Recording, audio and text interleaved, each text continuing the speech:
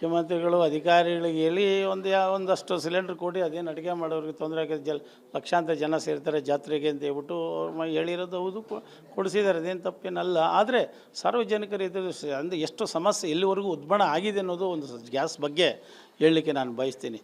ಅದೇ ರೀತಿ ಸರ್ಕಾರ, ಮುಖ್ಯಮಂತ್ರಿಗಳು ಈ ನಮ್ಮ 7 ಕೋಟಿ ಜನರಿಗೆ ಮುಖ್ಯಮಂತ್ರಿಗಳು ಅವರು ಮನಸ್ಸು ಮಾಡಿ ಈ ಆತಿಥ್ಯ ವಲಯ ಭಾಳಷ್ಟು ಸಂಕಷ್ಟದಲ್ಲಿದೆ. ಈ ವಲಯಕ್ಕೆ ಮನಸ್ಸು ಮಾಡಿ ಅವರು ತುಂಬ ಸೀರಿಯಸ್ ಆಗಿ ತೊಗೋಬೇಕು, ವಾರಗಟ್ಟಲೆ ಕಾಯಿಸಬಾರ್ದು.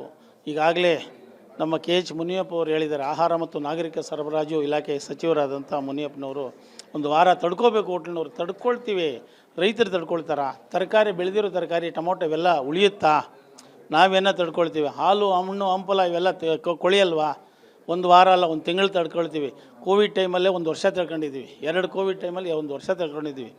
ಆ ರೀತಿ ಆಗಬಾರ್ದು, ನಷ್ಟ ಎಲ್ರಿಗೂ ನಷ್ಟ ಆಗುತ್ತೆ, ನ್ಯಾಷನಲ್ ವೇಸ್ಟ್ ಆಗಬಾರ್ದು. ಅದರಿಂದ ಶೀಘ್ರ ಮನಸ್ಸು ಮಾಡಿ ರಾಜ್ಯ ಸರ್ಕಾರ ಮನಸ್ಸು ಮಾಡಿ ಕೇಂದ್ರದ ಮೇಲೆ ಒತ್ತಡ ತಂದು ಆದಷ್ಟು ಬೇಗ ಕೊಡಿಸಲಿ ಅಂತ ಹೇಳ್ಬಿಟ್ಟು ನಾವು ರಾಜ್ಯ ಸರ್ಕಾರ ಮತ್ತು ಮಾನ್ಯ ಮುಖ್ಯಮಂತ್ರಿಗಳು, ಮೈಸೂರು ಜಿಲ್ಲೆ ತವರು ಜಿಲ್ಲೆಯ ಮುಖ್ಯಮಂತ್ರಿಗಳು ಇದನ್ನು